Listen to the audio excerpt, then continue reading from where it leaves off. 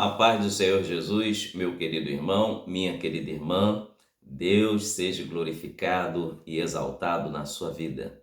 Muito obrigado pela sua companhia, pela sua audiência e por você sempre estar nos acompanhando.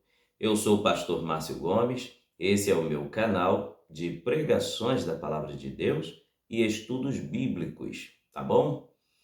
E mais uma vez estamos aqui carinhosamente trazendo para você mais um estudo que Deus colocou no meu coração para compartilhar com vocês. Dessa vez o estudo bíblico está inserido em 2 Reis, capítulo 5, onde nós estaremos abordando o assunto os 7 mergulhos de Naamã, tá bom? E para você que não sabe, eu pertenço à Assembleia de Deus, Ministério Plenitude, em Rio da Areia, que fica na cidade de Saquarema, no estado do Rio de Janeiro, tá? E o meu pastor presidente é o pastor Erinaldo João dos Santos, coordenador da Convenção SEADER, tá? Convenção de Ministros do Estado do Rio de Janeiro, SEADER. E também pertence à CGADB, tá bom? Deus em Cristo seja glorificado. Nós vamos então abrir as nossas Bíblias em 2 Reis, capítulo de número 5, onde está inserido o texto do nosso estudo. E você que já está com a Bíblia aberta e quer nos acompanhar, vamos lá? Diz assim a palavra de Deus. E Naamã, chefe do exército do rei da Síria, era um grande homem diante do seu senhor e de muito respeito, porque por ele o Senhor dera livramento aos sírios, e era este varão, homem valoroso, porém leproso. E saíram tropas da Síria e da terra de Israel, e levaram presa uma menina, que ficou ao serviço da mulher de Naamã, e disse esta à sua senhora: Tomara que o meu senhor estivesse diante do profeta que está em Samaria, ele o restauraria da sua lepra. Então Naamã o notificou a seu senhor, dizendo: Assim e assim falou a menina que é da terra de Israel. Amém. Meus amados, esse texto bíblico narra a história de um general de nome Naamã. No decorrer desse texto sagrado, de acordo com os detalhes que são vistos aqui nesse texto, quero compartilhar com vocês o que o Espírito Santo colocou no meu coração.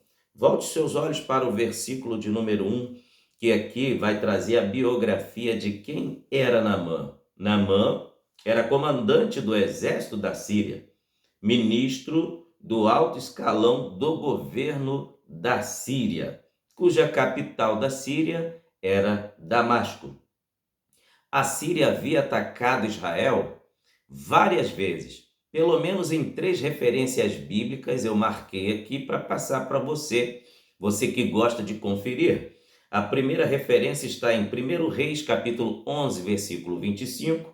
A segunda referência do ataque da Síria contra Israel está em 1 Reis, capítulo 20, versículo 1 e versículo 22. E o terceiro ataque que eu marquei aqui, que tem muito mais, tá? Está em 1 Reis, capítulo 22, versículo 31. Só que é contabilizado 3 ataques da Síria contra Israel, tá? Agora, veja que era um povo totalmente rival do povo de Deus.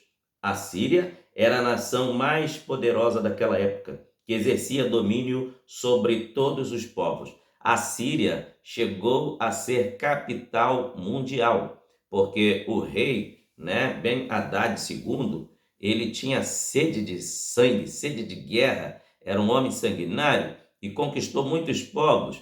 E a Síria, por um tempo, chegou a ser capital mundial, tá? Exercia domínio sobre todos os povos. O governante desta época, conforme eu já lhes falei, o Ben-Hadad II, que governou aproximadamente na era 860 até 842 antes de Cristo. Agora, aqui o texto continua dizendo quem era Naamã. O versículo 1 diz: chefe do exército do rei da Síria, tá? E a biografia de Naamã é descrita assim, que ele era um grande homem diante do seu Senhor, conforme 2 Reis capítulo 5, versículo 1. Primeiro status da biografia de Naamã, um grande homem diante do seu Senhor. Naamã era prestigiado pelo rei, que tinha autoestima por seus grandes feitos de guerra. Naamã era um comandante guerreiro, habilidoso, gostava da guerra e com isto, por estar sempre se atualizando, em combates militares, estava sempre na frente, sempre ganhando e recebeu esse título de um grande homem diante do seu Senhor. E também por ele ser consideradíssimo pelo rei Ben-Hadad II, ele adquiriu também respeito. Volte seus olhos para o versículo 1. Além dele receber essa marca no seu currículo, um grande homem diante do seu Senhor, a segunda marca, o segundo destaque de Naamã é que ele era um homem de muito respeito. Muito respeito porque, sob o comando de Naamã, o exército da Síria não sabia o que era derrota. A resposta para isso, a Bíblia responde, porque por ele o Senhor dera livramento aos sírios. Naamã conquistava povos e nações guerreando com o exército da Síria. Mas qual o segredo do sucesso de Naamã ser tão vitorioso? A própria Bíblia responde: por ele o Senhor dera livramento. Por ele o Senhor dera livramento aos sírios. Observe que Naamã não era judeu, não servia a Deus, não era hebreu e mesmo assim Deus dava vitórias a ele. Pastor Márcio, então quer dizer que Deus abençoa a vida do ímpio? Sim, eu vou te dar referências aqui. A primeira é Provérbios capítulo 21, versículo de número 31. Observe: o cavalo prepara-se para o dia da batalha, mas do Senhor vem a vitória. Naamã se preparava sempre para guerrear, para batalhar, mas era Deus que decidia dar vitória para o exército da Síria. E aí, quem vai contestar Deus? Quem vai contra os preceitos divinos? Era Deus que queria dar vitória. Então, tem mais outra referência aqui na Bíblia que diz que é Deus que abençoa tanto os bons quanto os maus, os justos e os injustos.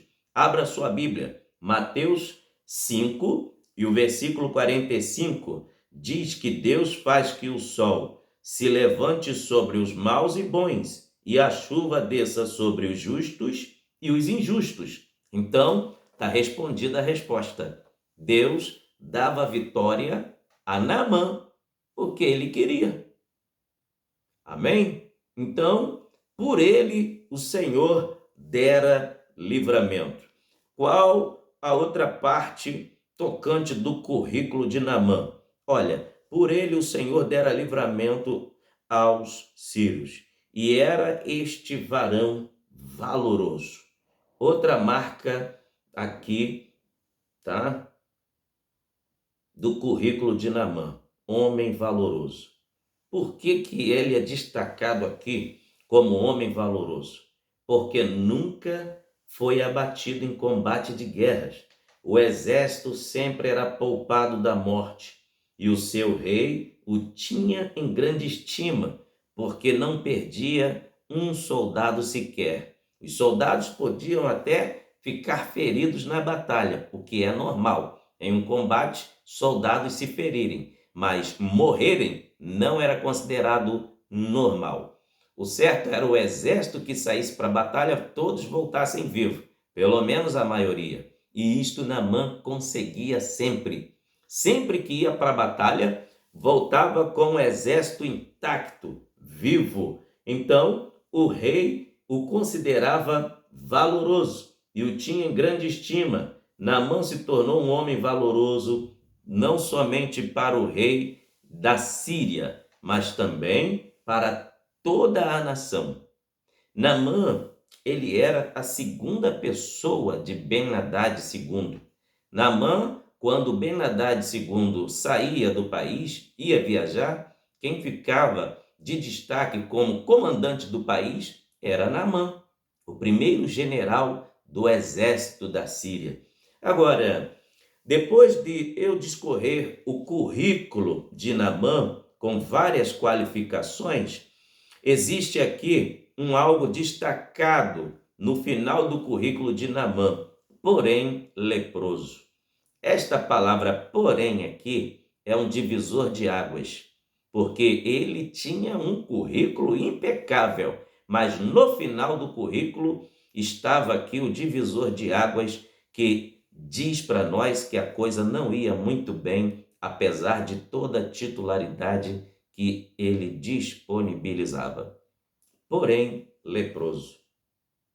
Apesar de Naamã desfrutar de tantos títulos e de ter toda aquela pampa de general, existia um porém na sua vida, que tirava sua paz interna. Como general, ele era imbatível. Como general, ele era invencível. E como general, ele era um homem que ninguém conseguia vencer. Era um homem totalmente capacitado, treinado. Mas esse porém que existia em sua vida, em breve lhe traria a morte. Isso mesmo.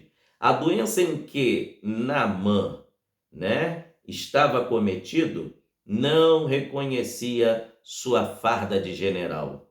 A doença que Naamã foi contraído não reconhecia as condecorações recebidas do seu gabinete de comandante. Não reconhecia. Olha, a doença que estava em Naamã não reconhecia a sua posição diante do exército e da nação. Não reconhecia sua cor, sua nacionalidade.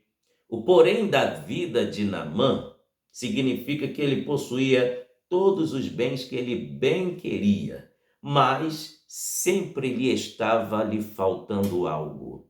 Isto está relatado, direcionado aqui no texto sagrado, que também acontece na vida de muitas pessoas.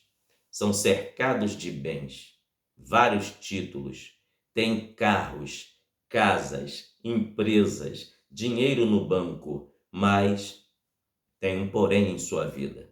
Existe um vazio dentro da sua alma que você mesmo sabe que existe, e este vazio faz doer a sua consciência. Este vazio que existia na vida de Naamã, que era um caos para ele. Este, porém, é porque ele estava cometido de uma doença chamada lepra, que em breve iria matá-lo, em breve iria consumi-lo. Olha, a lepra, ela simboliza o pecado, tá? E este, porém, simboliza o vazio da alma do ser humano. Este, porém, diz que ele era leproso. Então, como a lepra, naquela época, não existia cura,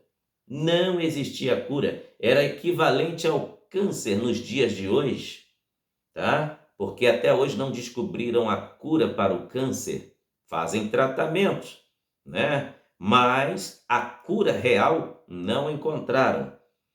Era como se uma sentença para uma pessoa, não importando a sua índole, sua procedência. Tipologicamente, à luz da Bíblia, a lepra representa o pecado, conforme está em Romanos, capítulo 6, versículo 23. Porque o salário do pecado é a morte. É uma sentença. A morte é a sentença. A morte entrou no mundo por causa do pecado. E a lepra, quando ela cometia uma pessoa, não escolhia a cor, não escolhia a sua nacionalidade, não escolhia status sociais. Ai de quem pegasse lepra. Estava fadado à morte. o destino era realmente a morte. Agora, conforme está registrado em Levíticos capítulo 13 e o versículo de número 1 ao 46, em Israel a pessoa diagnosticada com essa doença tinha todos os privilégios anulados.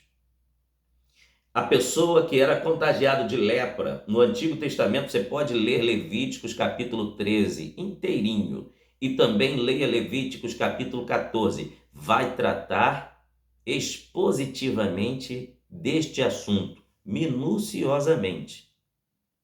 Então, a pessoa tinha todos os privilégios anulados e cancelados.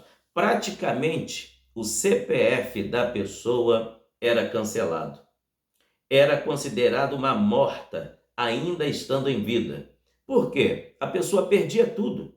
Perdia o contato com a família e era encerrado no arraial dos leprosos.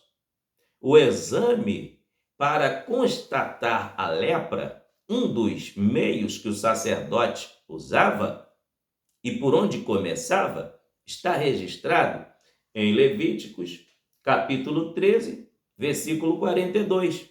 Pela cabeça. A pessoa perdia o cabelo da cabeça, ficava calvo, perdia a coloração da pele natural e o local onde estava ficava esbranquiçado ou avermelhado com pus, infecções, e cabia ao sacerdote diagnosticar. O sacerdote trabalhava nesta área como um médico de dermatologia. Ele tinha que entender do assunto, tinha que estudar essa área.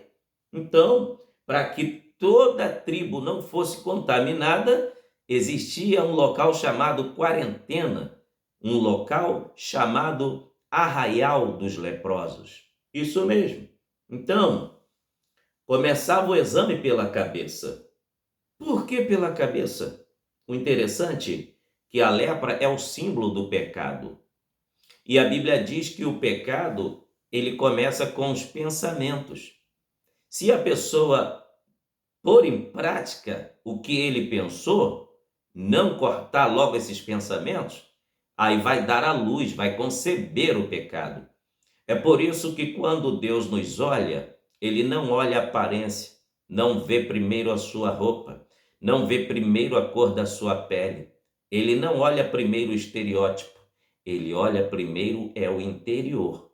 Enquanto você está me assistindo ministrar esse estudo aqui, o Senhor Jesus está vasculhando agora seus pensamentos. Isso mesmo, ele vai onde ninguém vai. Ele olha o que ninguém consegue olhar. Os olhos dele são como chama de fogo, são altamente penetrantes, mais poderosos do que a ressonância magnética. Isso mesmo. Olha, cabeça era examinada. A cabeça é onde fica a sede dos pensamentos. E existe um conselho para nós em Colossenses, capítulo de número 3 e o versículo de número 2. Pensai nas coisas que são de cima, tá? E não nas que são da terra. É o conselho de Deus. Sabe por que tem muita gente na igreja e está leprosa? Porque está com lepra na cabeça. Pensamentos impuros, pensamentos de adultério, pensamentos de mentira, pensamentos de morte, pensamentos de calúnia, pensamentos de difamação, pensamentos de inveja e pensamentos. Pensai nas coisas de cima e não nas que são da terra. Deixe as coisas da terra de lado e pense nas mansões celestiais. Pense no céu, que é o lugar que está te aguardando. O sacerdote dos sacerdotes, que é Jesus, o nosso sumo sacerdote, ele examina a vida de cada cristão e ele começa pela cabeça. E também, além de a cabeça abrigar o cérebro, que é responsável pelos pensamentos e a sede da inteligência, na cabeça ficam os olhos. Tem conselhos também para nós acerca dos nossos olhos. Olha o que a Bíblia vai dizer em Mateus, capítulo de número 6, e o versículo de número 22 até o versículo de número 23. Diz assim: a candeia do corpo são os olhos, de sorte que se teus olhos forem bons, todo o corpo terá luz. Se, porém, os teus olhos forem maus, o teu corpo será tenebroso. Se, portanto, a luz que em ti há são trevas, quão grandes serão tais trevas. Meu Deus! Então, aqui fica um conselho para nós. Será que nós estamos dando condição da nossa alma ficar leprosa através daquilo que nós estamos vendo? O que nós temos contemplado tem agradado a Deus ou tem deixado o nosso espírito e a nossa alma leprosos? Cuidado! Aqui está a admoestação bíblica. Mantenha-se puro, mantenha-se limpo diante de Deus. O exame está sendo feito pelo sumo sacerdote, o Senhor Jesus. E na cabeça também fica outro sentido, que é a audição. Preste atenção que em Gênesis capítulo 3, a Bíblia vai dizer que Eva se contaminou. O pecado entrou no mundo. Foi através do sentido da audição. A serpente, enganou Eva. Ela conversou com Eva. Satanás estava dentro da serpente. E o fato de Eva parar para dar ouvido à voz da serpente contaminou a sua audição. O pecado entrou no mundo pela audição. Só que tem um porém. A salvação também, ela é liberada no mundo através da audição.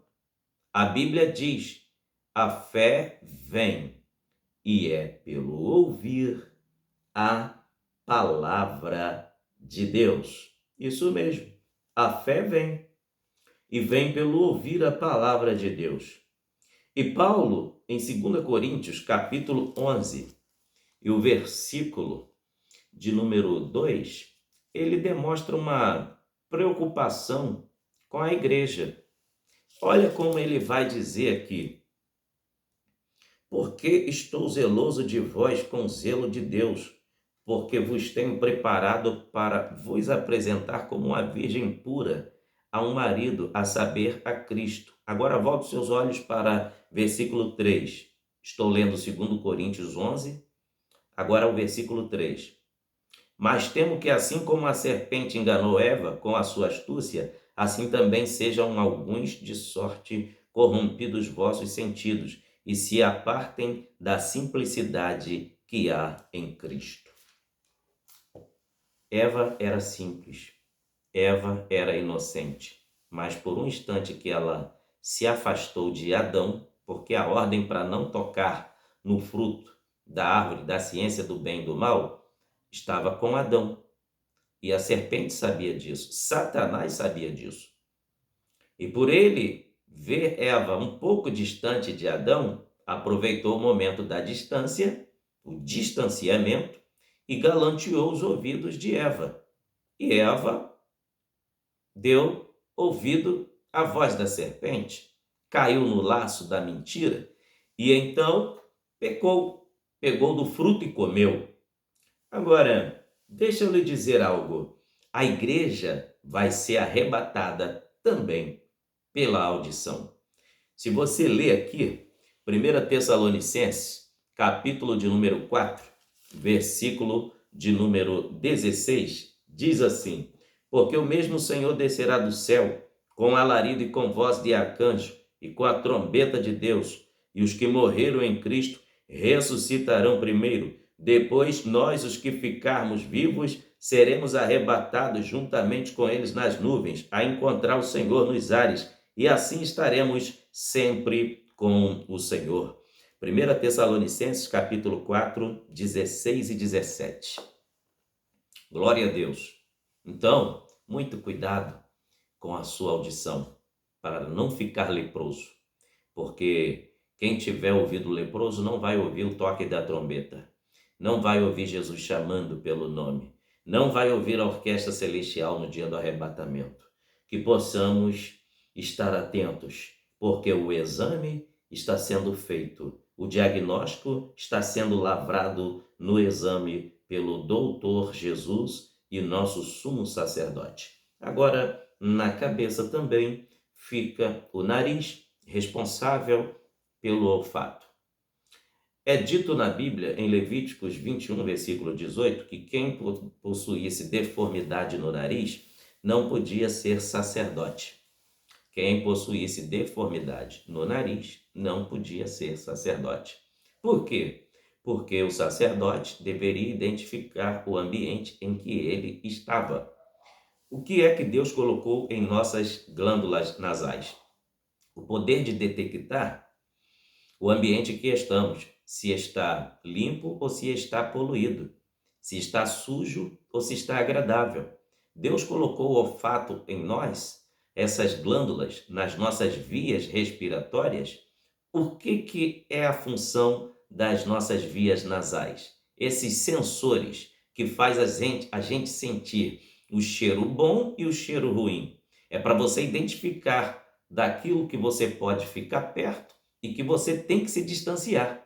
Porque se você se manter perto de algo que está contaminado e está sujo, vai te trazer doenças, bactérias, infecções. Então, como servo e serva de Deus, sadios espirituais, devemos ter saúde nasal, devemos ter saúde no nosso olfato espiritual. Qual o ambiente que você frequenta tem agradado o Espírito Santo? O ambiente que você visita, o ambiente que você está limpo ou está sujo? O Espírito Santo está falando nesta hora com você. Então, o diagnóstico do leproso começava na cabeça. Outro detalhe que eu trago para você aqui, além do olfato, não podia, de maneira nenhuma escapar essa outra parte da cabeça, a boca. Tinha que ter saúde. Qualquer marca era identificação para um exame minucioso se a pessoa estava leprosa ou não. Outro sentido que fica na cabeça é a boca. Responsável pela alimentação é a língua e também responsável pela fala. A língua domina a nossa degustação e a língua também domina a nossa fala. Então, vamos falar um pouquinho da nossa língua sobre a fala, porque muita gente está ficando leproso dentro da igreja, no arraial dos salvos, por causa da fala.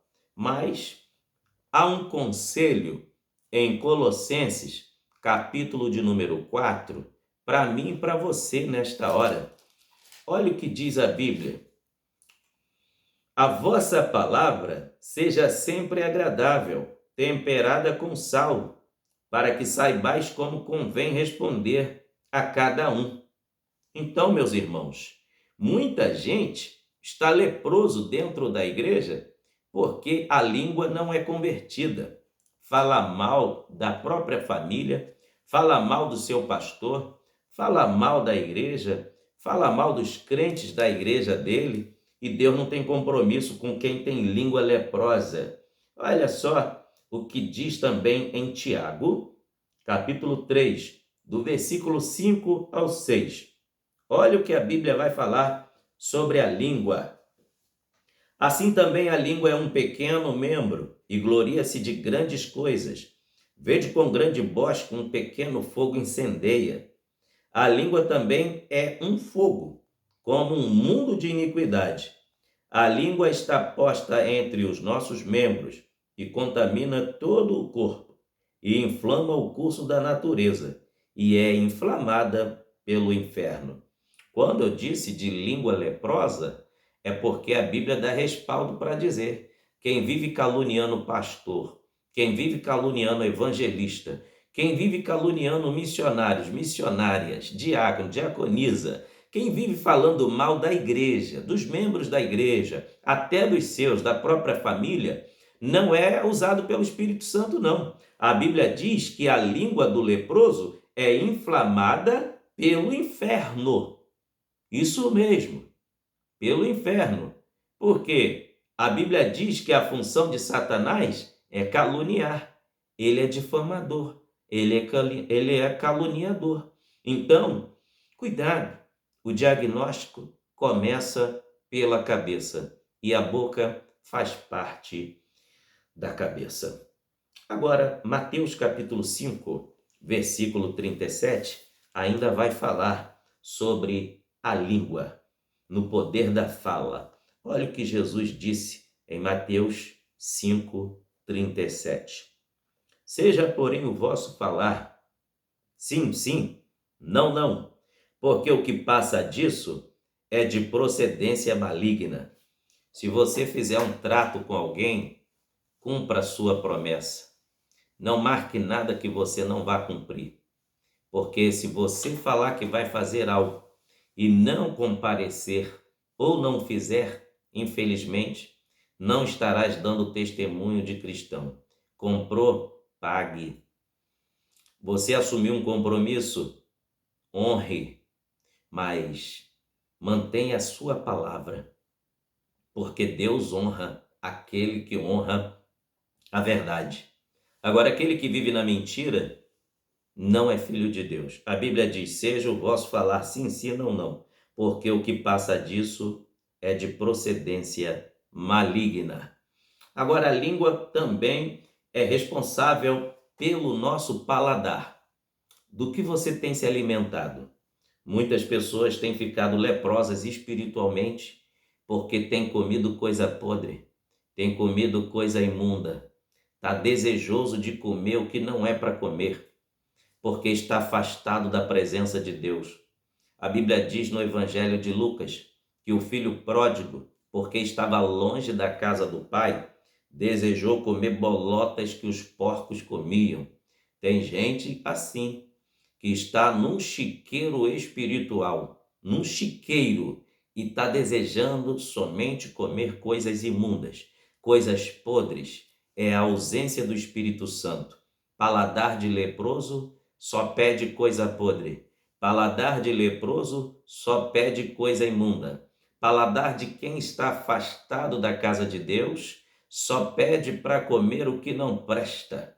Isso mesmo. O paladar de quem está afastado do Espírito Santo, do domínio do Pai, só come o que não presta, deseja comer o que não presta. Então, em Mateus capítulo 4, versículo 4, a Bíblia vai dizer desta maneira: Jesus disse, está escrito, nem só de pão viverá o homem, mas de toda palavra que sai da boca de Deus. Agora, o paladar de quem é salvo, ele deseja, ele anseia pelo pão da vida, a palavra de Deus, a palavra de Deus, a palavra de Deus, a palavra de Deus.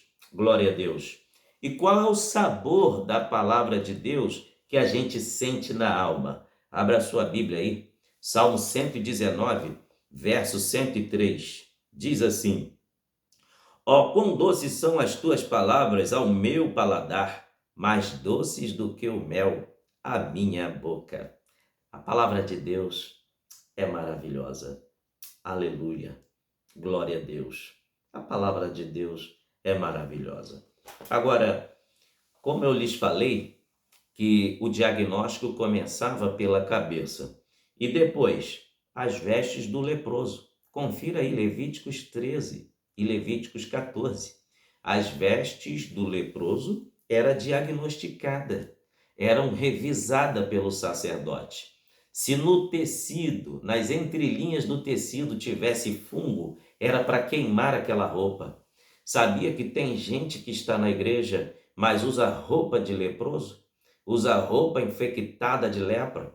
O que significa roupa de leproso e roupa infectada de lepra? É aquele que diz que é salvo, mas quer andar como leproso. Isso mesmo. Como que deveria andar um leproso? Levíticos 13 diz que o leproso andava de roupa rasgada. Roupa rasgada é falta de tecido. Quantos que estão dentro da igreja de roupinha apertadinha, né? Homens de calça apertadinha, mulheres de saia pequena, subindo do joelho, né? Metade das coxas para o lado de fora, dentro da igreja. Isso é roupa de leproso. E tem umas roupas aí que estão usando, que estão achando que estão cheios do Espírito Santo. Da onde é que Deus quer que um servo dele, que uma serva dele, ande mostrando o próprio corpo para o mundo? Não. Quem é casado, mostra o seu corpo para o seu cônjuge. Isso mesmo. Você que é mulher casada, na sua intimidade, mostra o seu corpo para o seu esposo. Você que é casado, homem de Deus, pare de usar calça apertadinha querendo mostrar volumes e mostre as suas intimidades para a sua esposa. Isso mesmo, roupa de leproso não combina no arraial dos salvos, tá bom? Eu estou dando entre parênteses aqui como era tratado a lepra em Israel, tá? Dando uma pincelada aqui em Levíticos capítulo 13. A roupa do leproso era também diagnosticada. Agora, em Malaquias 3:18, a Bíblia vai dizer assim: então, outra vez vereis a diferença entre o ímpio e o justo, entre o que serve a Deus e o que não serve a Deus. Tem que ter uma diferença. Não tem como quem está leproso querer se parecer com um servo de Deus. E também não tem como quem é servo de Deus querer andar como o leproso. Não vai combinar, não vai dar certo. O Espírito de Deus não apoia isso. O Espírito de Deus não trabalha em vida dúbia. Ou você é ou não é. O Espírito de Deus não atua em vida dúbia. Agora, a casa do leproso também era examinada. Veja que a saúde do leproso começava o exame pela cabeça, as vestes do leproso eram examinadas e a casa do leproso também. As paredes eram totalmente diagnosticadas. O sacerdote raspava o reboco das paredes para ver se tinha fungo de lepra nas paredes, se tinha fungo de lepra no chão, no teto da casa. Se encontrasse, era para ser queimada, derrubada, para refazer uma casa nova. Tá? Tudo isso está em Levíticos 13 e Levíticos 14. Irmãos, o que eu vou dizer aqui, não se espante. Tem pessoas que estão com a casa cheia de lepra. Isso mesmo. E o doutor Jesus, o sumo sacerdote, está diagnosticando, passando em revista no mundo inteiro, casa de crentes cheias de lepra. Isso mesmo.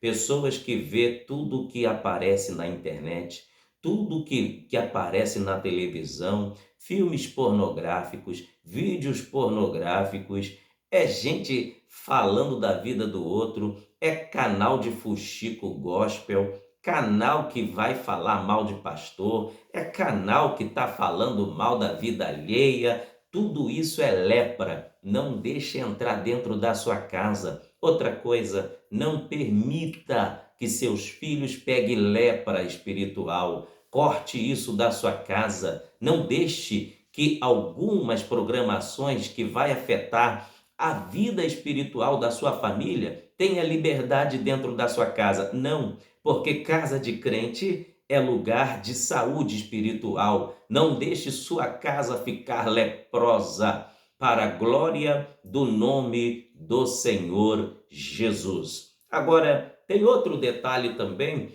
sobre a lepra.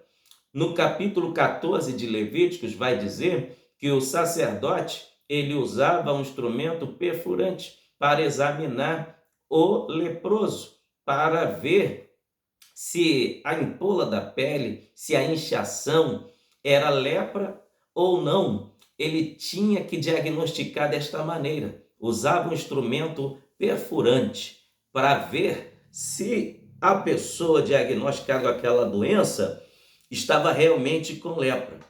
Como que detectava se a pessoa realmente estava com lepra? É se na hora que ele furasse a pessoa naquele local que estava com a mancha, se a pessoa ia ter sensibilidade. Se a pessoa gritasse ai, é porque estava apenas no começo e dava para tratar.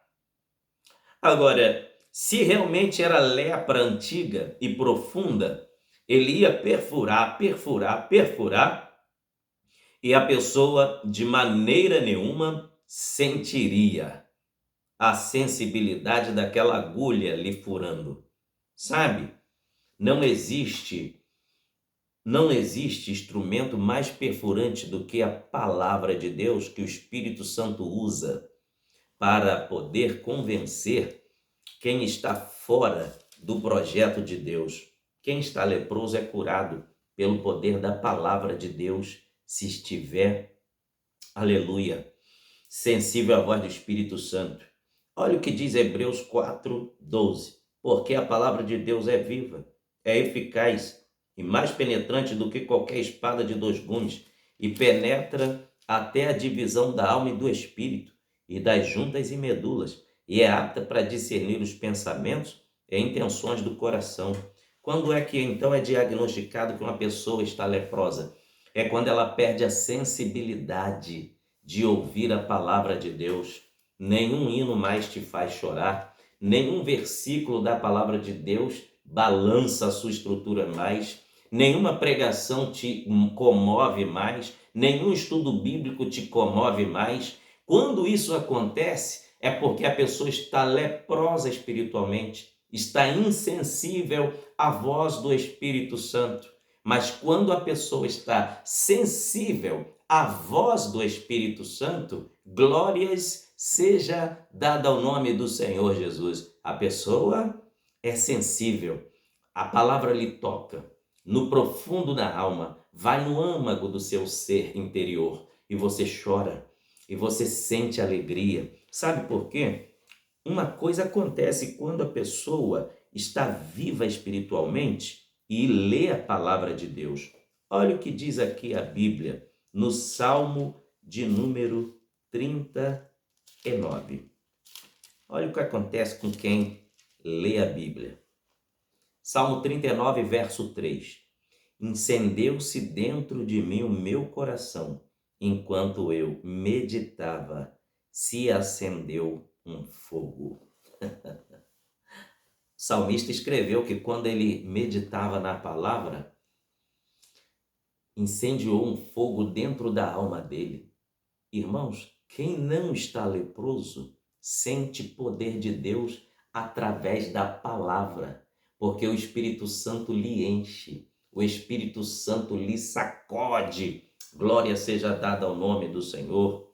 Então, meus irmãos, quando aqui a Bíblia diz que Naamã colecionava todos esses títulos no seu currículo, né?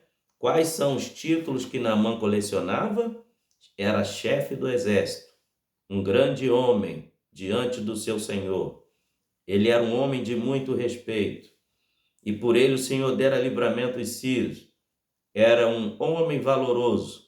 Aí tem um porém, e tem também no final o leproso. Aí, para você entender um pouquinho do assunto da lepra, eu trouxe só um resumo, um pequeno resumo, que tem muito mais detalhe, tá? Senão daria aqui um vídeo de 5 horas só te explicando sobre a lepra em Israel. Mas eu trouxe o resumo do resumo. Eu trouxe esse pequeno resumo para você entender como era tratado o assunto da lepra em Israel, tá? E Naamã era leproso. Ele não era de Israel. Ele era da Síria, um país inimigo do povo de Deus. E olha o que aconteceu. Em uma das guerras que Naamã guerreou contra Israel, foi levado um grupo de pessoas como escravos para Síria.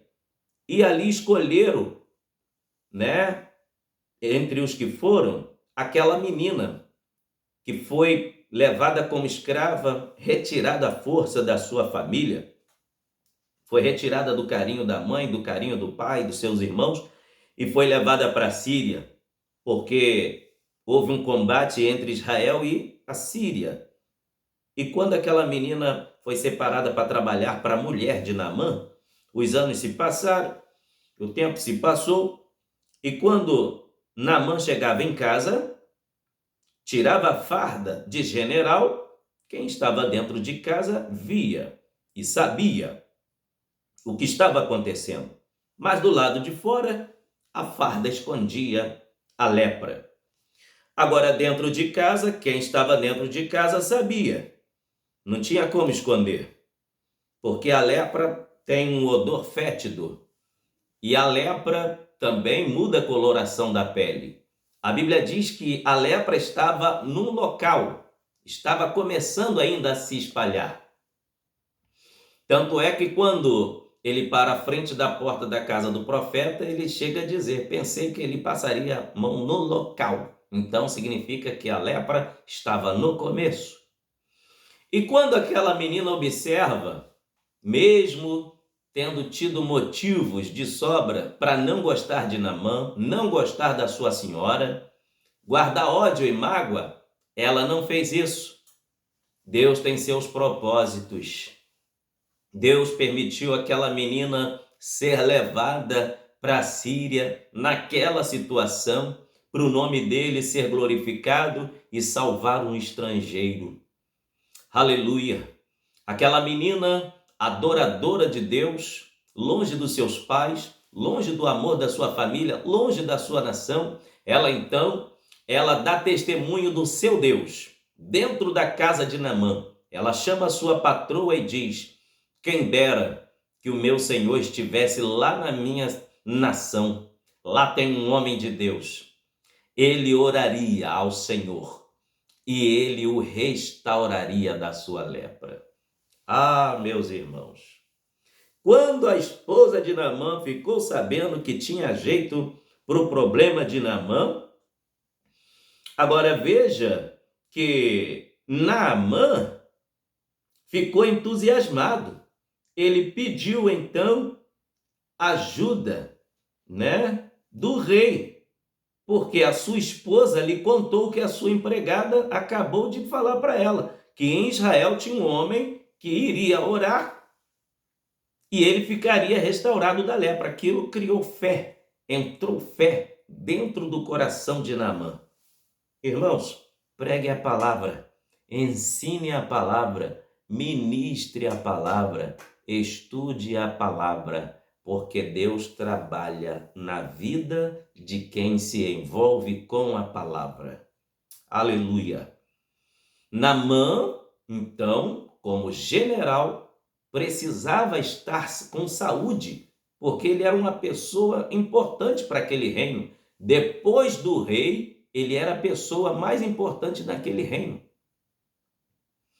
E o interessante é que Naamã era leproso, mas estava em exercício, total atividade.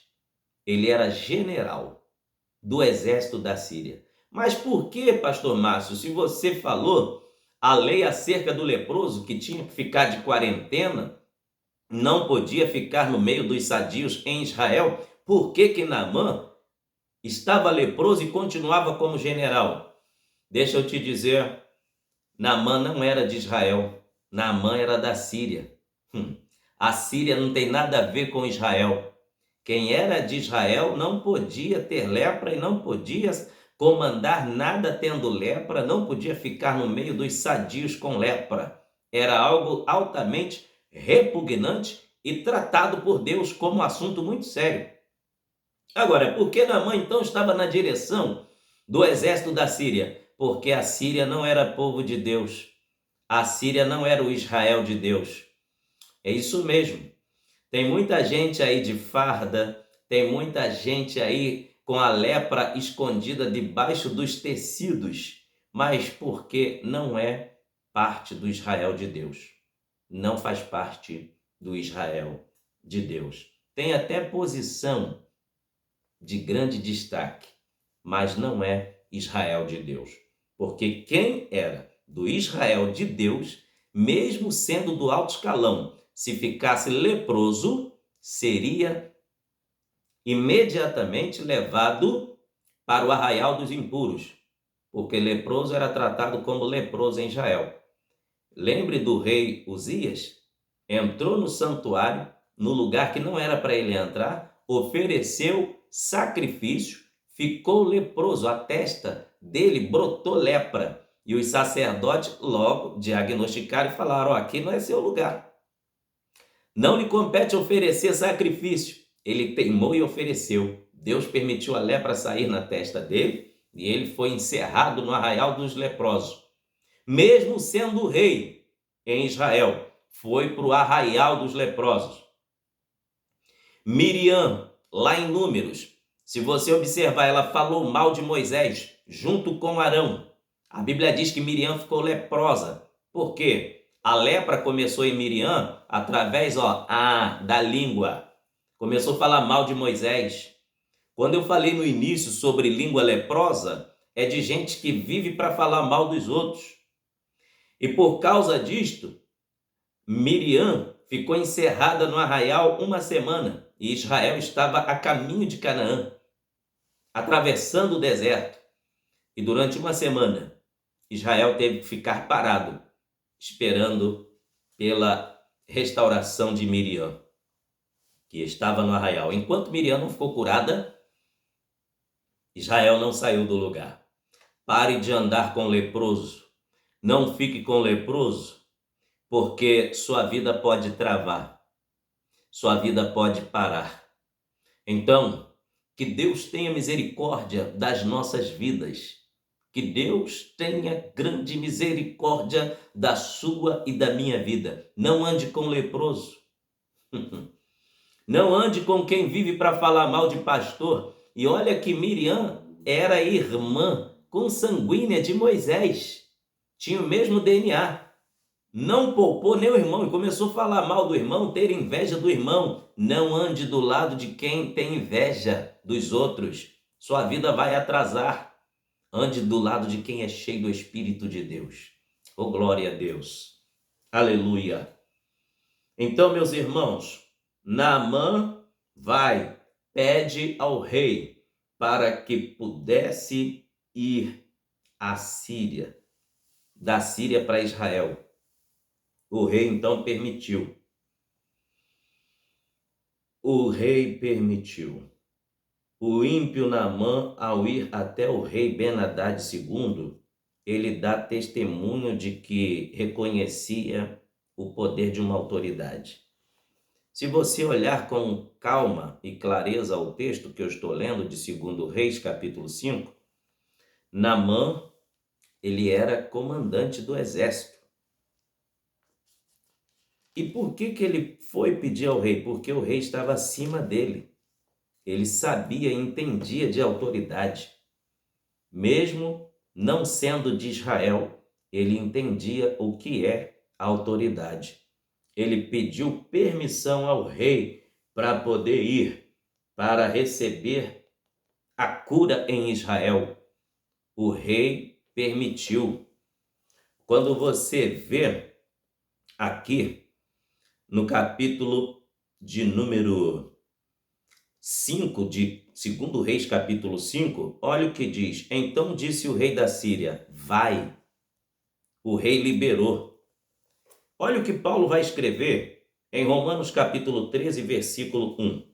Toda alma esteja sujeita às autoridades superiores, porque não há autoridade que não venha de Deus, e as autoridades que há foram ordenadas por Deus. Naamã começou a caminhar a caminho da bênção. Até fez algo certo aqui, pedir autorização a quem estava acima dele. Você como servo de Deus, eu como servo de Deus, devemos reconhecer quem é a autoridade espiritual sobre nós.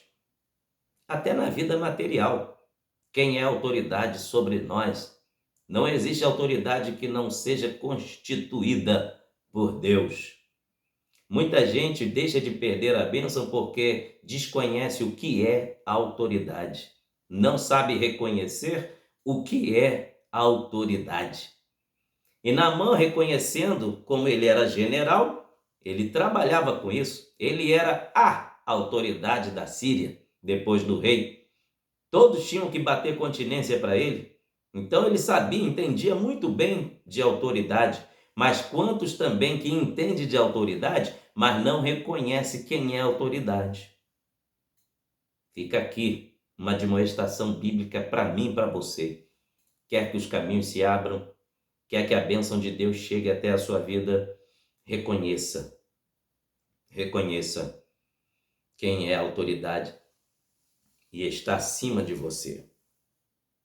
Naamã, então, foi cheio de orgulho e soberba para Israel. Sabe por quê?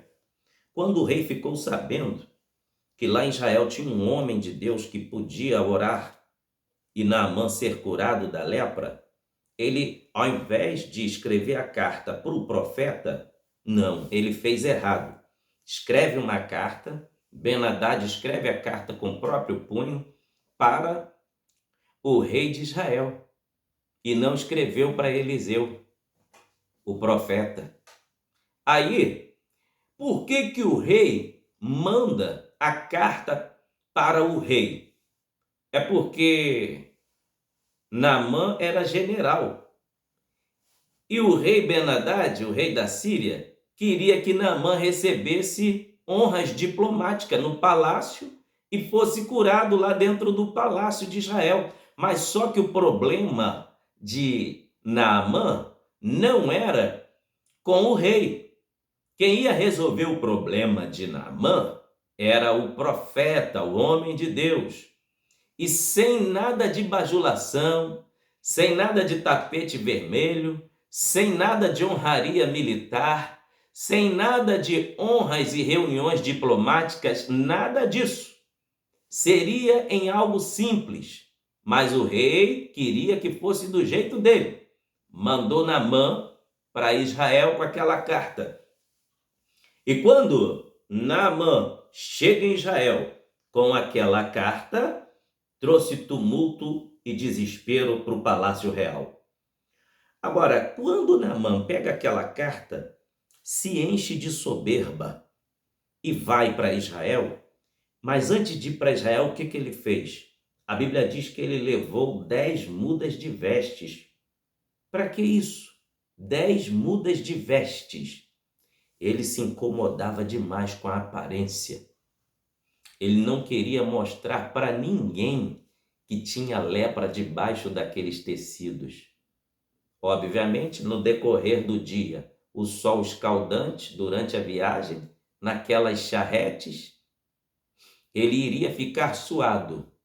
E como a lepra tem um odor fétido, ele iria ficar trocando de roupa para causar boa impressão, trazer disfarce para os que estavam à sua volta.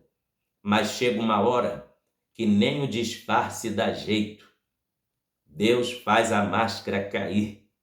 Naamã levou 10 mudas de vestes, preocupado com a sua própria aparência. Levou também 10 talentos de pratas e 6.000 ciclos de ouro. Para que isso? Para pagar pelo milagre, para dizer que não ia ficar devendo nada para ninguém. Meus irmãos, ninguém pode dizer que não deve nada para Deus. Se Deus decidiu curar Naamã, ele teve que ser grato a Deus pelo resto da vida. Ninguém pode bater no peito e dizer, eu não devo nada a Deus. Você deve a sua vida a Deus, você deve a sua alma, você deve a sua existência, você deve tudo o que tem a Deus. Porque tudo que nós temos é permissão de Deus. Tudo que nós conquistamos é por Deus. Ora, se o texto inicia dizendo que o livramento vinha para o exército da Síria porque era Deus que dava livramento para Naamã, ora, e por que o que eu e você temos não veio de Deus? Veio de Deus. É Deus que nos dá tudo. Tudo é Deus que nos dá. Então vamos prosseguir com o nosso estudo bíblico. Olha que coisa interessante. Quando Naamã chega lá no palácio, causou tumulto e desespero. Volte os seus olhos para 2 Reis, capítulo 5, versículos 6 e 7. E levou a carta ao rei de Israel, dizendo, logo em chegando a ti esta carta, saibas que eu te enviei Naamã, meu servo, para que o restaures da sua lepra. E sucedeu que, lendo o rei de Israel a carta, rasgou as suas vestes e disse: Sou eu Deus para matar e para vivificar? Para que envie a mim para eu restaurar um homem de sua lepra? Pelo que deveras notai-vos, peço que busca ocasião contra mim. Meus irmãos, o rei da Síria causou uma maior confusão escrevendo aquela carta. Por que ele causou confusão? Naamã já havia dado o recado que em Israel tinha um homem de Deus chamado Eliseu, que a menina dele, empregada, disse: se ele orasse, ele ficaria curado. Mas o rei escreveu a carta para o rei de Israel. Não queria que o profeta orasse, queria que o rei determinasse a cura de Naamã. Queria que alguém da altura dele, da mesma classe social, ei, para de palhaçada, para de besteira. Sabe por quê? Não depende de classe social para ser usado por Deus para receber cura ou milagre. Às vezes é uma pessoa que arrasta um chinelo de dedo, que quando levanta a mão e ora, o canceroso é curado. Nem sempre é aquele que está todo pomposo.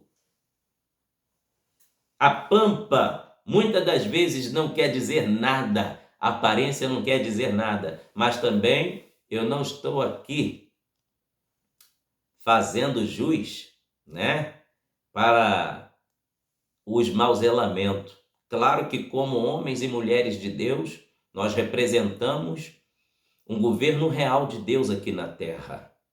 Então, andamos bem, da maneira que podemos, bem vestidos. Mas eu não estou pregando aqui favoritismo para quem é esmauzelado, não pintou o cabelo direito, não se arruma direito. O que eu quero dizer que não depende de status sociais para Deus usar uma pessoa. O rei da Síria queria que o rei de Israel curasse Naamã. Só que o rei de Israel, ele era apenas um homem administrativo. Ele recebeu a unção administrativa. Ele não tinha unção de profeta. Em Israel, quem estava com a unção profética era o profeta Eliseu, sucessor do profeta Elias. E, por sinal, Eliseu estava com a porção dobrada do Espírito Santo. Quando o rei lê aquela carta confusa do rei da Síria, ele rasga as suas vestes, entrou em desespero, pensando que ia estourar outra guerra contra Israel. O rei não queria ver morte. O rei não queria ver o exército de Israel perdido, derrotado. O rei fica desesperado. E a notícia chega na casa do profeta Eliseu, e Eliseu, mais do que depressa, tem o discernimento do Espírito. Mas por que aquela confusão? Deixa eu te explicar. Em 1 Coríntios, capítulo 7, versículo 20, o apóstolo Paulo, usado pelo Espírito Santo, diz assim: cada um fique na vocação em que foi chamado. Então, meus irmãos, na casa de Deus, todos têm o seu lugar. Não adianta fazer o serviço de outro. Não adianta. Cada um honre o chamado que Deus lhe deu. Olha o que a Bíblia vai dizer, a colocação. Em 1 Coríntios 12, versículos 7 ao 11. Mas a manifestação do Espírito é dada a cada um para o que for útil.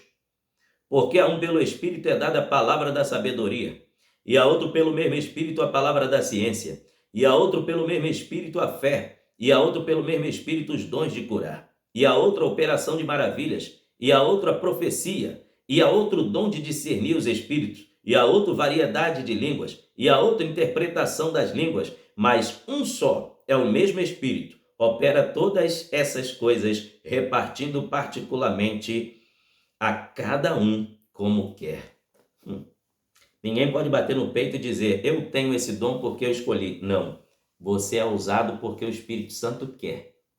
Foi ele que repartiu esse dom e deu a você, entregou a você. Foi a vontade do Espírito Santo. Tá bom? Cada um é usado da forma que o Espírito Santo quer usar. Agora, note que chegou o discernimento para o profeta Eliseu. O profeta Eliseu, da sua casa, ficou sabendo o que estava acontecendo no palácio, mandou um recado para o rei: manda vir a mim. Manda Naamã vir a mim. O problema de Naamã não é contigo não, rei, é comigo. Irmãos, tem coisa que não é o doutor fulano que vai resolver. Tem coisa que não é o médico que vai resolver. Tem coisa que não é o advogado, não é o juiz. Não. Tem coisa que não é o prefeito, é o próprio Senhor Jesus, através de um profeta cheio da autoridade do céu. Ele vai orar e Deus vai trazer a vitória para você. Aleluia! E foi o que aconteceu. Naamã, então, é direcionado para a casa do profeta Eliseu.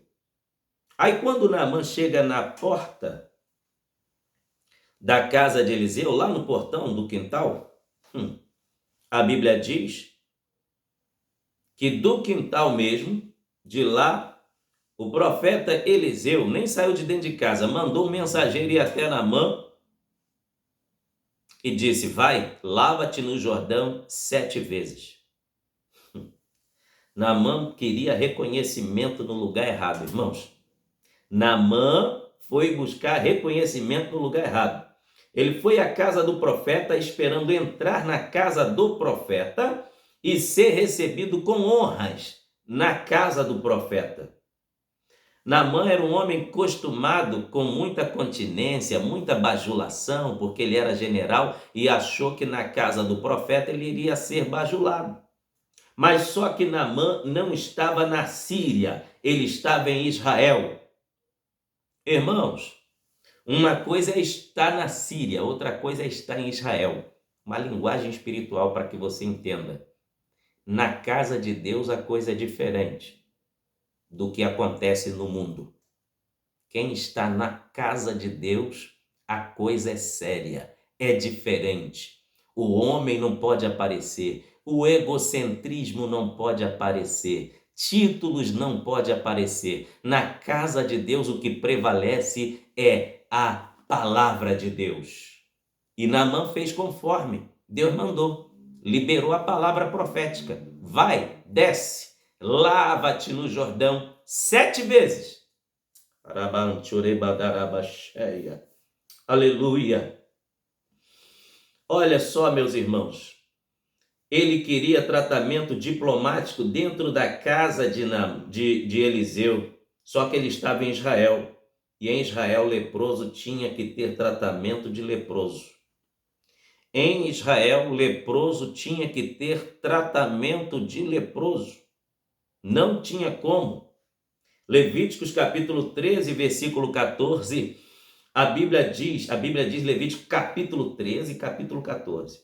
Leproso ficava de quarentena no arraial de leprosos, enquanto existisse nele fungos e bactérias de lepra. Tinha que ficar no arraial de leproso.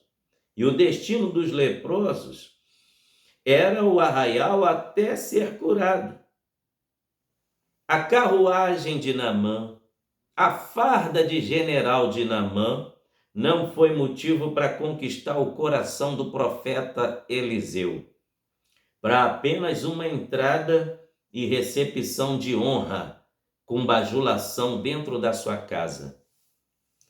Não dependa de bajular ninguém para receber algum status. Não bajule ninguém. Independente do carro que essa pessoa tem, independente também da roupa que ela usa, independente da posição social. Deus não te chamou para bajular ninguém. Deus te chamou para honrar a palavra dele. E o profeta Eliseu estava ali honrando a palavra de Deus. Glória seja dada ao nome do Senhor. O profeta de Deus não tem comunhão com o leproso, principalmente dentro da sua casa, tá? Profeta de Deus não anda com leproso, não come com leproso, não divide sua privacidade com leproso, pois pode correr o risco de se contagiar. Vejamos a exortação bíblica em 1 Coríntios. Olha Paulo novamente aí sendo usado pelo Espírito Santo. 1 Coríntios capítulo 6, versículo de número 14, até o versículo de número 2 Coríntios, tá, irmão? Perdão. 2 Coríntios capítulo 6, versículo 14. Diz assim a palavra de Deus: não vos prendais a um jugo desigual com os infiéis, porque que sociedade tem a justiça com a injustiça? E que comunhão tem a luz com as trevas?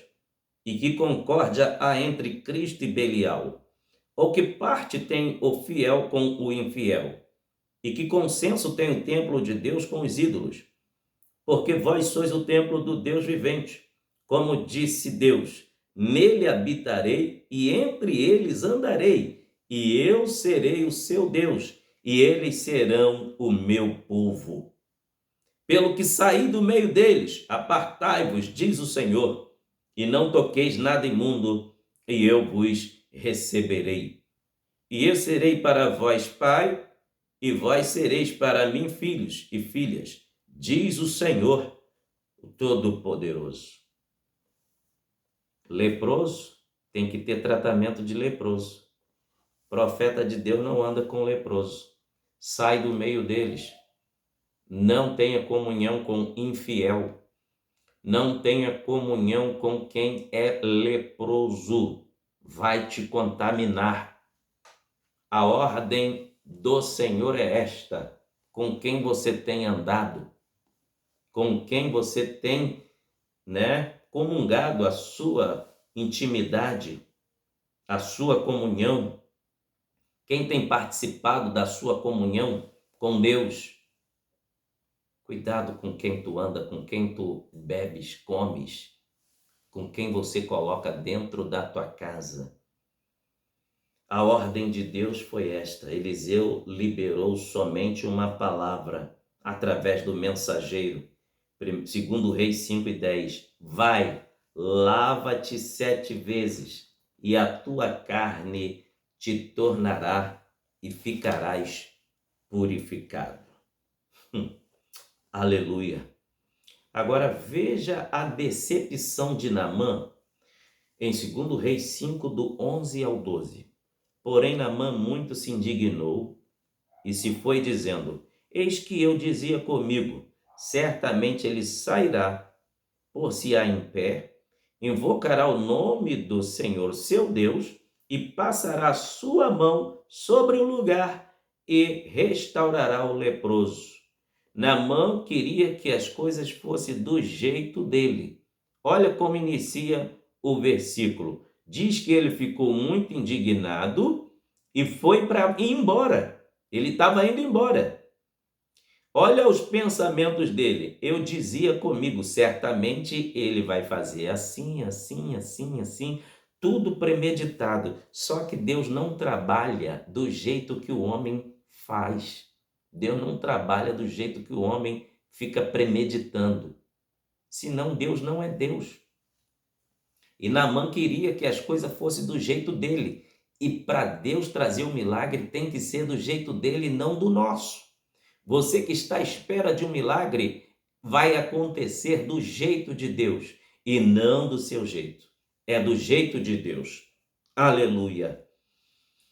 Aí ele fica indignado e ainda quer escolher o lugar para mergulhar. Olha o versículo 12. Não são porventura Abana e Farpar, rios de Damasco, melhores do que todas as águas de Israel? Não me poderia eu lavar neles e ficar purificado?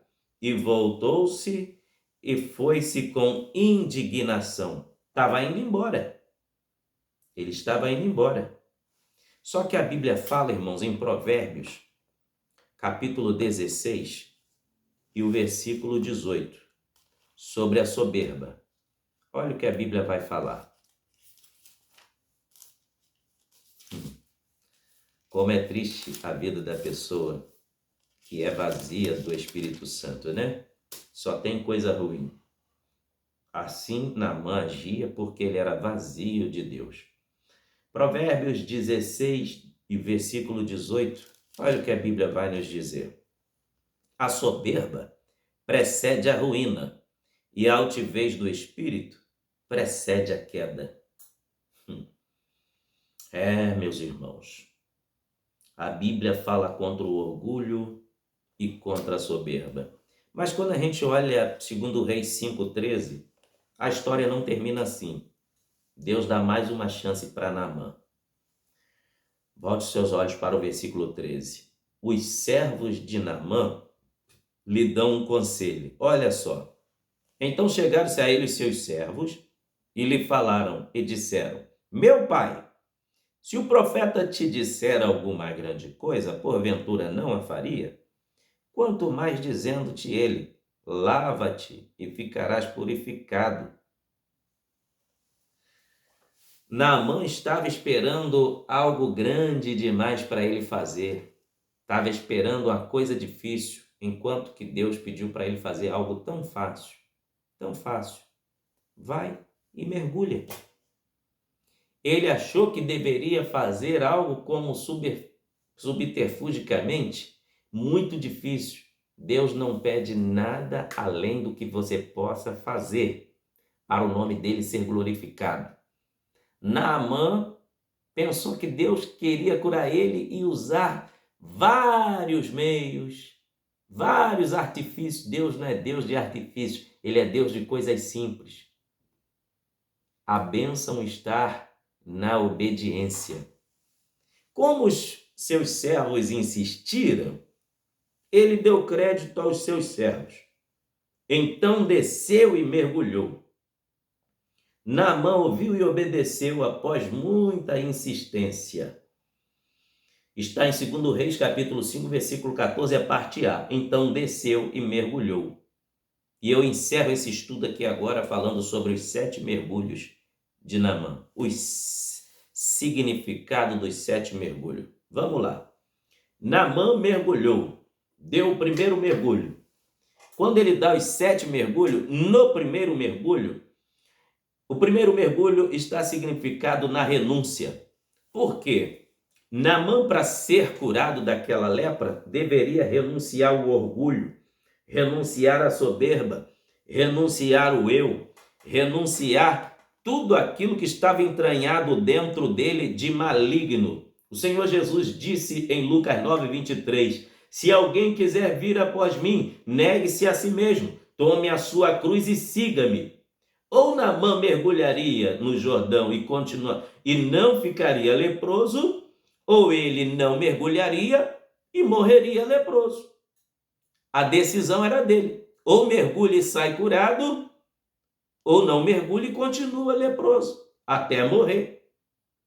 E o número 1 também, no primeiro mergulho, está aqui na tipologia bíblica, uma das representações que o número 1 significa Deus no controle de tudo. Porque em João, no Evangelho, diz que no princípio era o Verbo e o Verbo era Deus. E o Verbo estava com Deus.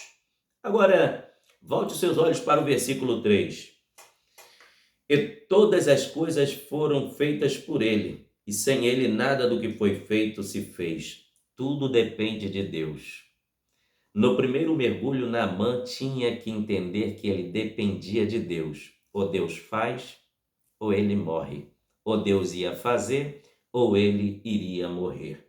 Tá? Então, Deus vem antes de tudo. O primeiro mergulho ali, Naamã, que era um homem que não estava acostumado a ter que bater continência para ninguém, porque ele estava no último escalão do posto máximo lá na Síria, e não batendo continência para ninguém, ele tinha dificuldade em obedecer, porque todos no reino lá da Síria tinham que obedecer a ele. A única pessoa que não precisava obedecer Naamã era o rei. O resto, todos tinham que baixar a cabeça quando Naamã passava, bater continência, porque ele era o general. Quando Naamã dá o primeiro mergulho, a coisa muda. Aleluia! Ele estava batendo continência para Deus, porque o número 1 representa Deus, tá? O número 1 na matemática é responsável por toda a numeração, toda. Se você quiser ter 1 bilhão, é o 1 multiplicado 1 milhão de vezes. Se você quiser ter 7 bilhões, é o número 1 multiplicado 7 bilhões de vezes. Se você quiser ter 50 mil, é o 1 multiplicado 50 mil vezes. Com o número 1, nada sobra e nada falta. Sempre vai dar contas exatas com o número 1. Toda multiplicação que se fizer com o número 1 sempre vai dar exato. Por quê? Tudo começa com ele. O 1 milhão só existe por causa do número 1, que foi multiplicado 1 milhão de vezes. 7 bilhões existe porque o número 1 foi multiplicado 7 bilhões de vezes. Nada existe sem o número 1 na matemática. Por isso que o número 1 representa Deus. O que você tem é a somatória da presença de Deus e do querer de Deus. O que você é porque Deus quis. E Naamã teve que dar o primeiro mergulho. E outra coisa, a Bíblia diz que a primeira coisa que Deus chamou à existência foi a luz. No princípio criou Deus os céus e a terra, está em Gênesis capítulo 1. E a terra era sem forma e vazia, e havia trevas sobre a face do abismo. E disse Deus, haja luz, e houve luz. A primeira coisa que Deus chamou à existência foi a luz. E a luz apareceu, porque Deus não trabalha no escuro. Deus não é Deus de confusão. Deus é Deus das coisas esclarecidas. Em Daniel capítulo 2, versículo 22 diz, ele revela o que está escondido, conhece o que está em trevas, porque com ele mora a luz. Aleluia. Então, quando Naamã dá o primeiro mergulho, as trevas que vieram com ele da Síria caíram por terra. Todas as trevas saíram de Naamã. Naamã, após dar o primeiro mergulho, volta para a rampa do rio. Quando ele se joga nas águas do Jordão, ele dá o segundo mergulho. O segundo mergulho está representado na fé. Para Naamã receber a bênção, ele tinha que ter fé. Pois para a cura de Naamã chegar, ele teve que exercer a fé. Sem fé, irmãos, não tem como agradar a Deus. Olha o que diz Hebreus 11, tá? E o versículo de número 1, e o versículo 3 e o versículo 6. Ora, a fé é o firme fundamento das coisas que se esperam e a prova das coisas que se não veem. Pela fé entendemos que os mundos, pela palavra de Deus, foram criados, de maneira que aquilo que se vê não foi feito do que é aparente. Agora, volte os seus olhos para o versículo 6. Ora, sem fé é impossível agradar-lhe, porque é necessário que aquele que se aproxima de Deus creia que ele existe e que é galardoador dos que o buscam. Naamã teve que descer e mergulhar para exercitar a fé. O segundo mergulho significa também na tipologia bíblica, que o número 2 tipifica isso, divisão, contraste, o antes e o depois. Isso significa que quem vem para a presença de Jesus fica diferente. Vai haver um destaque, vai haver um antes e um depois. E este foi o resumo da vida de Naamã após obedecer a palavra de Deus. Teve um antes e teve um depois. Segundo mergulho, eu acabei de falar, agora vamos para o terceiro mergulho. Naamã sobe para a rampa do rio. E quando ele desce as águas do rio Jordão no terceiro mergulho, o terceiro mergulho significa dedicação. Para Naamã receber o milagre, ele deveria ter um tempo para dedicar a obedecer a palavra de Deus. Porque sem dedicação a Deus, sem obediência à palavra de Deus, não tem como ser abençoado e receber a cura, o milagre necessário. Dedique-se para Deus.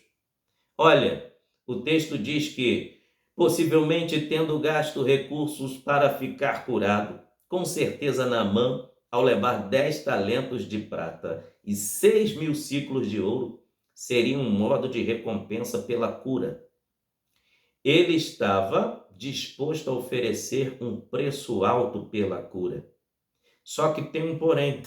As bênçãos do Senhor não são conquistadas por dinheiro, pois o Senhor Jesus já pagou tudo no Calvário, conforme está registrado em Isaías 53. Tudo agora é de graça. Aleluia! Deus só queria a dedicação de Naamã. E o número 3, ainda na tipologia, representa a Trindade. O número 3 fala de Deus Pai, Deus Filho e Deus Espírito Santo. No terceiro mergulho, o Espírito Santo estaria entrando em ação na vida de Naamã. E eu quero dizer que o Espírito Santo está entrando em ação nesta hora na sua vida. Arekobalabashai. Aleluia. Também representa princípio, meio e fim. Era o destino daquela enfermidade que Naamã estava sofrendo. A lepra teve um começo, chegou ao meio e agora já estava chegando ao fim. Aleluia. Quarto mergulho. Quando Naamã sobe a rampa e dá o quarto mergulho, o que significa o quarto mergulho? Obediência. Sem obediência, não tem como receber a bênção de Deus. Sem obediência à palavra de Deus, Naamã jamais ficaria curado da lepra. Sem obedecer à palavra de Deus, Naamã não receberia a cura, porque em 1 Samuel 15, 22, a Bíblia diz: eis que obedecer é melhor do que sacrificar. Isso mesmo. E o número 4 representa também, biblicamente, Deus agindo. Isso mesmo. O número 4 representa o agir de Deus. Se você observar Marcos capítulo 2, existia um paralítico que não saía do lugar para nada. Ele era dependente totalmente de todos. Ele não andava, não se locomovia. Jesus estava em casa ministrando a palavra. Só que 4 homens decidiram, naquele dia, levar o paralítico até a casa de Jesus. Cada um pega nos 4 cantos daquela maca e decidiram: vamos levar ele até Jesus e hoje ele vai ser curado. Aqueles homens não pediram propina, não pediram dinheiro ao paralítico, eles decidiram e sentiram vontade: nós vamos te levar até Jesus e você vai ser curado. Aqueles 4 homens representam o agir de Deus, decidido a abençoar o necessitado. O número 4, representado no quarto mergulho de Naamã também, representa na tipologia bíblica os 4 pontos cardeais: norte, sul, leste, oeste. Teologicamente representa também o agir de Deus. Quando nós observamos Ezequiel, o livro de Ezequiel, capítulo 37, e o versículo 9, houve um mover de Deus nos 4 pontos cardeais na visão espiritual de Ezequiel. Observe Ezequiel 37, versículo 9. E ele me disse: profetiza ao Espírito, profetiza, ó filho do homem, e diz ao Espírito: assim diz o Senhor Jeová, vem dos 4 ventos, ó Espírito, e assopra sobre estes mortos para que vivam. Se você olhar geograficamente aqui, qual era a condição espiritual de Israel nessa época desta profecia? O norte estava ruim, o sul estava ruim, o leste estava ruim e o oeste também. Norte, sul, leste e oeste, tudo corrompido pela idolatria. Mas sob efeito da palavra de Deus, aquele exército que estava em ruínas, pelo poder da palavra do Senhor, seria restaurado. Aleluia! E quando o profeta profetizou: vem dos 4 ventos ao Espírito e assopra sobre esses corpos para que vivam, ali os corpos estavam, todos eles, praticamente deitados, mas não tinham vida. Tudo com aparência. Tinha osso, tinha nervo, tinha carne, tinha pele, tinha ouvido, tinha boca, tinha cabelos, os corpos já estavam totalmente restaurados. Na primeira etapa da visão era só ossos espalhados. Na segunda etapa da visão, depois da profecia sobre a ordem pela palavra de Deus, aqueles ossos se juntaram e se tornaram um exército grande em extremo. Só que um exército morto, um exército de dormentes no chão, para Deus não adiantava. Deus quer um exército vivo. Aí quando Deus fala com o profeta, profetiza agora para o Espírito agir nos quatro cantos. Aleluia! Quando Naamã dá aquele quarto mergulho, irmãos, representava que a vida de Naamã seria envolvida pelo Espírito Santo em todas as direções. Não ia ficar um ângulo da vida de Naamã sem receber a unção e a restauração dada pelo Espírito de Deus. Onde tinha morte espiritual ia sair, porque Deus estava disposto a trazer vida para a vida de Naamã. O quarto mergulho. Glórias sejam dadas ao nome do Senhor Jesus. E o número 4 também fala das 4 estações do ano. Isso mesmo. Primavera, verão, outono, inverno. Essas 4 estações do ano representam as várias fases espirituais que a igreja passa. Primavera é a época de florescer. Verão é época do calor espiritual. Outono é época de frutificar. Inverno é época da frieza. Eu não sei em qual estação você está passando ou vivendo espiritualmente. Se é a época da frieza, peça ao Espírito Santo para vir como fogo te aquecer. Se é outono, continue frutificando. Se é primavera, você está indicando para Deus que você está com vida, está florescendo para frutificar. Se é verão, é porque você está cheio do Espírito Santo, porque o Espírito Santo emite luz, e tudo que emite luz emite calor. O Espírito Santo emite glória de Deus. Aleluia. Quarto mergulho está representado. Naamã sobe a rampa do rio e dá o quinto mergulho. Quinto mergulho fala de humildade. Em 1 Pedro capítulo 5, versículo 6, a Bíblia diz desta maneira: humilhai-vos, pois, debaixo da potente mão de Deus, para que a seu tempo vos exalte. Sem humilhação não haveria o milagre esperado. Naamã tinha que baixar o tupete. Naamã tinha que se humilhar para receber o milagre, porque se ele não se humilhasse, não receberia o milagre. Não receberia o milagre. Tinha que baixar o tupete. Então, o quinto mergulho representa a humildade. Também o número 5 significa oportunidade. A maior de todas as oportunidades, Deus deu à nação, a todo o mundo, inclusive a nação de Israel. Só que eles rejeitaram, conforme o Evangelho de João, capítulo 1. Mas foi dada a oportunidade. Todos quanto receberam, deu-lhes o direito de serem feitos filhos de Deus, não é? Mas olha aí, o número 5 representa oportunidade. Por quê? É onde mostra as 5 maiores feridas que Jesus recebeu no Calvário, além da coroa de espinhos e chicotadas nas costas.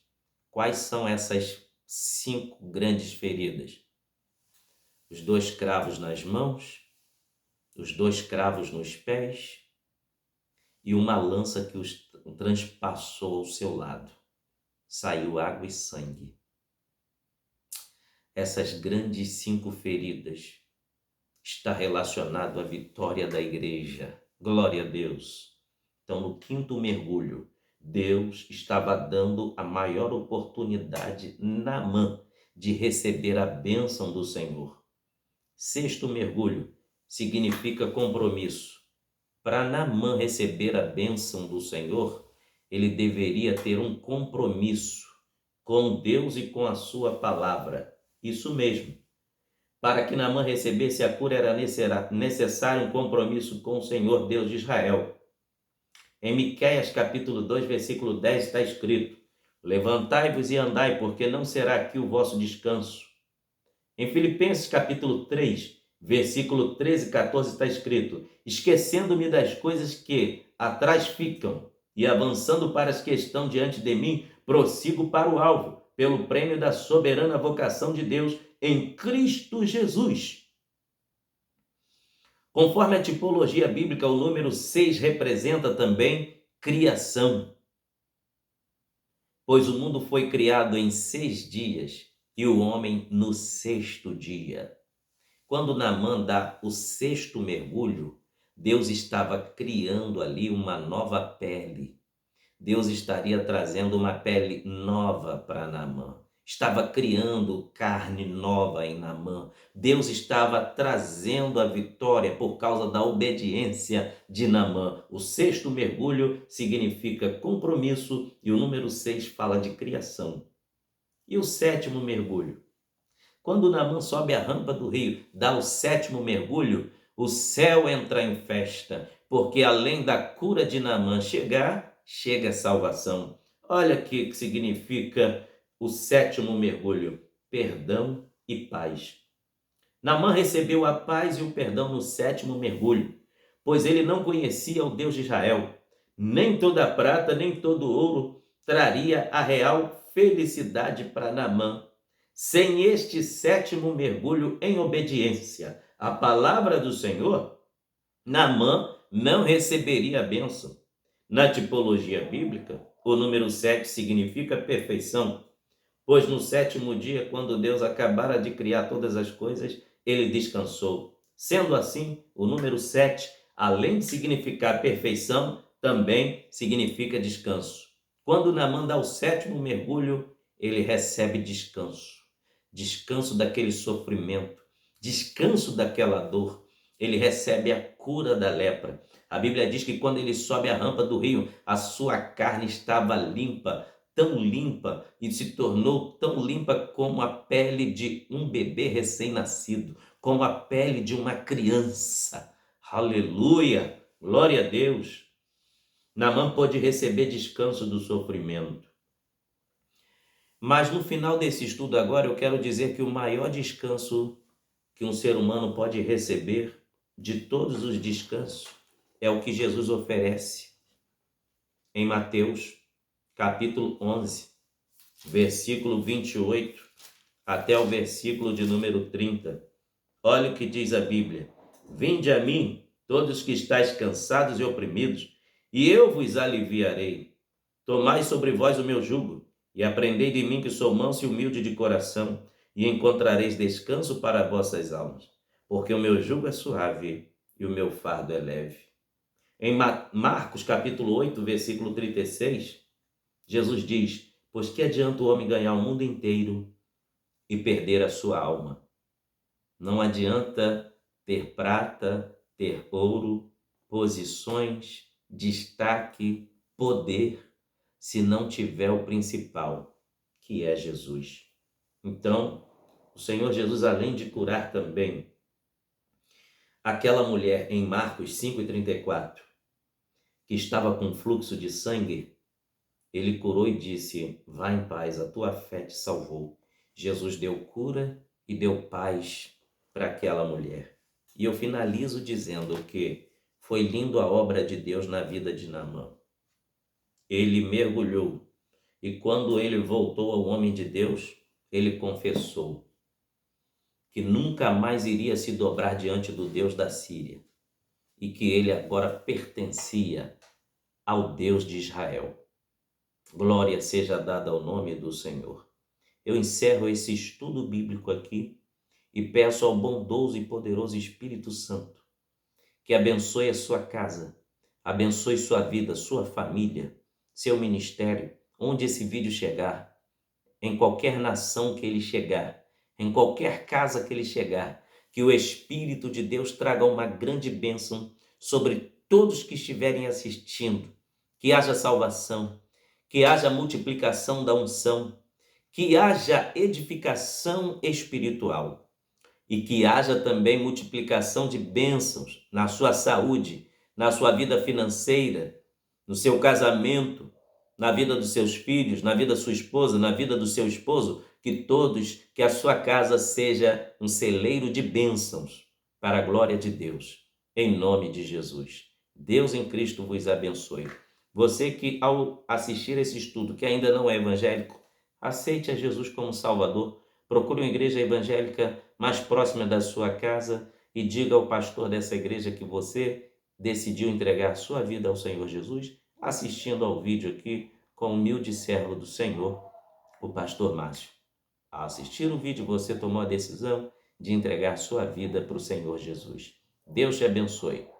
E você, irmão, que gostaria de nos convidar para estar pregando na sua igreja, trazendo palestra ou estudos bíblicos, o meu telefone, meu zap, o DDD é 21 97272 4894. DDD 21 97272 4894. Tá bom? Deus em Cristo seja glorificado. Amém. Deus te abençoe. Até o próximo vídeo.